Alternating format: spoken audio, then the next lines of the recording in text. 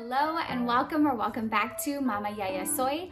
I am Yael and I'm so glad to have you here. Today I'm going to be sharing with you my first grader's language arts curriculum as well as some books that she reads and hands-on activities she does on a weekly basis to practice reading. Let's get into it. I mentioned this in my last video, but we pulled our oldest daughter, who is now in first grade, out of public school to start our homeschooling journey last July 2020. So some of the curriculum that we have chosen to use with her is kind of similar to what she was doing in her classroom in the public school, and it's also secular. A quick little disclaimer before we begin, I'm going to be sharing with you a variety of different curriculum that I chose, one, because honestly, I didn't know what was going to work best in the very beginning of our homeschooling journey.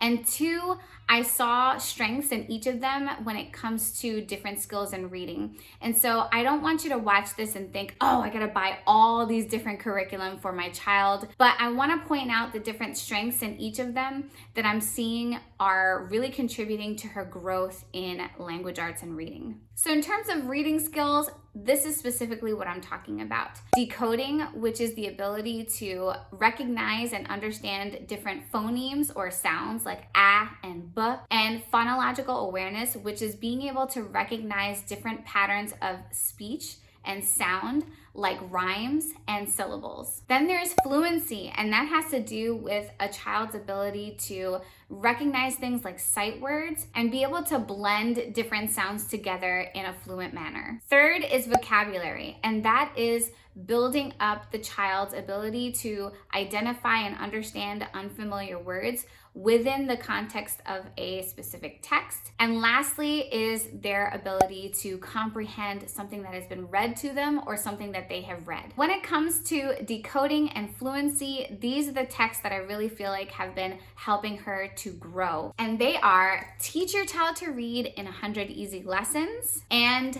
Alpha Phonics. This one specifically uses an orthography or approach to different sounds that seems a little weird first, but it makes a lot of sense when you start to dig into the text. And it is also scripted. So if you are going into reading with your child for the first time and you don't know where to start, this is a great text to begin with. Then we have Alpha Phonics, and Alpha Phonics is pretty dry when it comes to introducing all the letter sounds. It's very stark, black and white text. It does introduce multiple sounds at once, and it usually includes one vowel and a few consonant sounds that you can pair the vowel with. That can be a little overwhelming in the beginning, but what I like about it is that it gives the child an opportunity to start to understand word families. Last but not least, we use the workbook Explode the Code Level 1 for her to practice all of her CVC or consonant vowel consonant words. I like this as a complementary workbook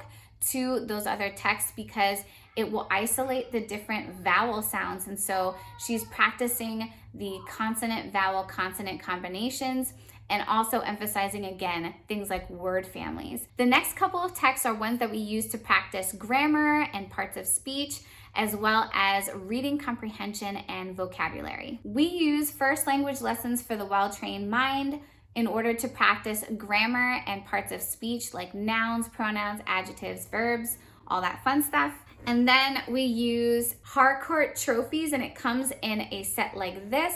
Each of these books have stories that are in color, they're beautifully illustrated, and at the end of each story, you'll find reading comprehension questions. It also introduces new vocabulary at the beginning of every story, which I think is so helpful in building fluency, especially because they highlight each of these words throughout the story. And we also use a companion workbook to practice some of the concepts that each of the stories will introduce.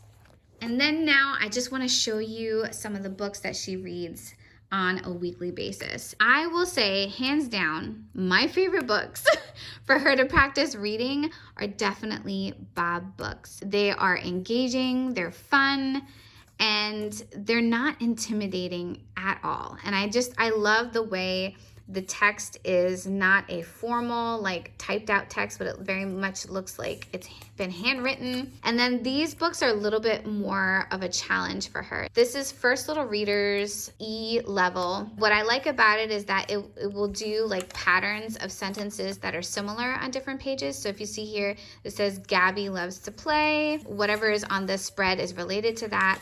And then Gabby loves to paint. And so it'll have that same phrase that runs throughout. And you'll see this a lot in early readers, and I think it's so helpful. And then we have things like this that are themed based on characters that she's seen in TV. So you have Peppa Pig, and this I'm not a super fan of, but I think it's a stimulating text for her to read because she likes the show. Lastly are these I Can Read books. And I will say, they are a little advanced. There is a lot of vocabulary in here that she needs to decode based on what she sees in the picture. So if you'll notice, it says Pete wants a bird, a hamster, or a lizard, and then you'll see the vocabulary reflected in the illustrations here. These are books right here that we will read together right now, and these are ones that she can read on her own. Lastly, something that we love doing together is reading aloud chapter books, and this is a series that we have been digging into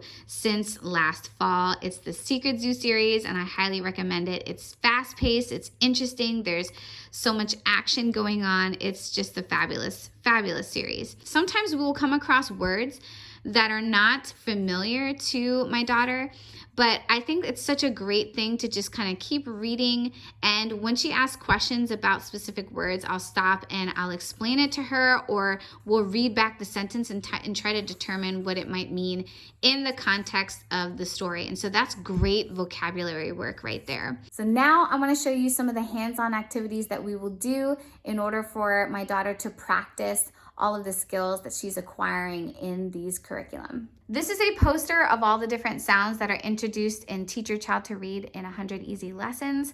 And what we do is we will just go through the sounds, and I hang this in my homeschool room, and she will just pick this up and practice this whenever we are going to dig into that curriculum. When it starts to get a little dry, we will do something like this where we will get a card that has a word on it, and it matches up with a specific sound on the poster. And so this kind of makes it interactive for her. So she'll go ahead and like read whatever it is, look at the picture and match it up with the sound. Another thing that we love to do is use our magnet letters and sand to practice sight words and different sounds that we're learning. I pulled these sight words from the Dolch sight word list, and I think it's over 200 frequency words. This activity here was her trying to find the words in some books, and she wrote the page numbers down. I will also have her practice writing and spelling the words, and we do this in sand, and she just loves this. This is so engaging and fun to spell words in sand. So she does that. And then when I feel like she's mastered the word and she's able to like use it in sentences and find it in context of a story, I will take it away and I will actually have her spell the word and do like a little spelling quiz with her. She doesn't really know what I'm doing. And it's so great to draw with sand because there's like no pressure. You know, if you get it wrong, you shake it out and it's totally fine. When I'm first introducing sounds to her, we say the sound and we have it in the curriculum and we've already like kind of read it in stories, but I want her to be able to create different words. And so we'll work on this together at first. So I have her, you know, create a word with me, like shock. And then the next day I'll have her create her own words and put it into sentences. And then I will dictate a word like shack, and she'll have to spell it out and make sure she's identifying all the different sounds in the word. And so that's how we've been practicing that. Another way that we like to practice our letter sounds is by doing a consonant beatboxing activity that I developed, and I'll link that video below so you can check that out.